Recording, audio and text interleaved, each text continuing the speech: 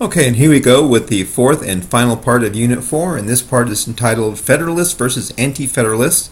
Like we talked about in Unit 3, once the Constitution was approved, it was signed by 39 of the 55 delegates and approved by Congress, and so the Constitution now went out to the states for ratification.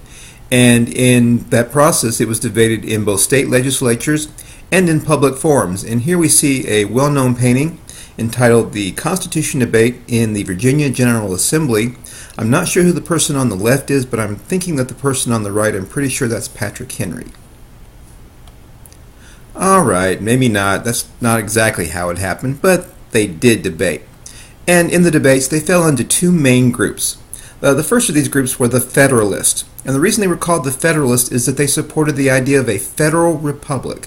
Again, a federal government is one in which the states are bound together by a strong national government, which we call the federal government.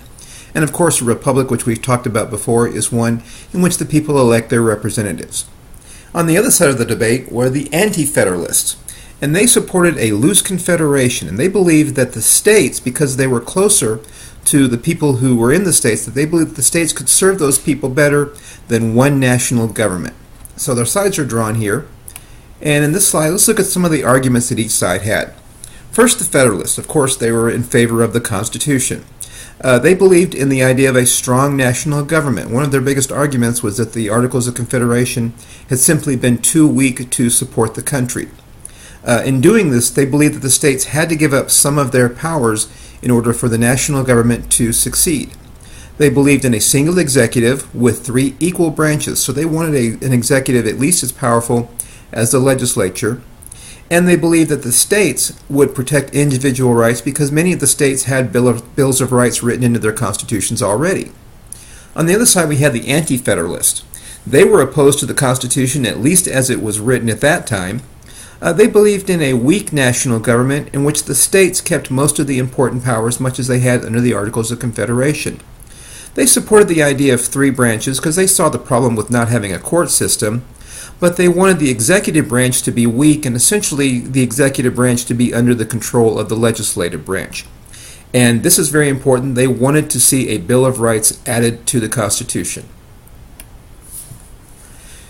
Several of the Federalists got together and wrote what were called the Federalist Papers. The Federalist Papers were a series of 85 essays that were written in support of the Constitution. And while there were several authors, the most important three authors were Alexander Hamilton of New York, James Madison of Virginia, and John Jay. These three writers wrote the bulk of the Federalist Papers. And the Federalist Papers were published in newspapers because most of the people who owned newspapers, the wealthier people in the country, supported the Federalists. So these newspapers published their essays, and this gave them a decided advantage in the argument in that they were able to get their opinions and their positions out into the public. However, the Anti-Federalists did respond, and they did write a number of essays in support of their side.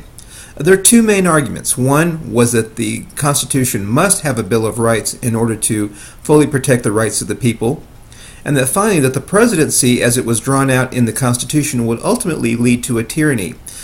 Thomas Jefferson wrote a letter to James Madison in which he said that once someone had that much power, there was simply no way that they would be willing to let it go voluntarily. So they feared that with the example of Europe, that the presidency would turn into a tyrant much as they had seen happen in the past. But the Constitution was approved, and in June 1788, New Hampshire became the 9th state to ratify the Constitution, and with the 9th state to ratify, it is now the official government of the United States. There are 4 states to go, but 2 of those are very important states, and they are Virginia and New York. These 2 are important because they have large populations, they're very wealthy, and they sit right in the middle of the country, so to not have those would severely weaken the new United States. So James Madison promised that he would add a Bill of Rights as amendments and was able to convince people in Virginia to approve it. So Virginia ratified in June 1788. New York the next month in July 1788. So those 2 important states were taken care of pretty quickly. North Carolina the next year in November 1789. And the last one, Rhode Island, all the way in December of 1790, after they had already elected George Washington as president. And Rhode Island has always kind of been that little state with something of an attitude there. And just like he said, in 1791, Madison wrote a Bill of Rights, and in 1791 these Bill of Rights were added as the first 10 amendments to the Constitution. The United States is now together, the Constitution is written and in place, and we are ready to go with our next unit here, which will be the new country.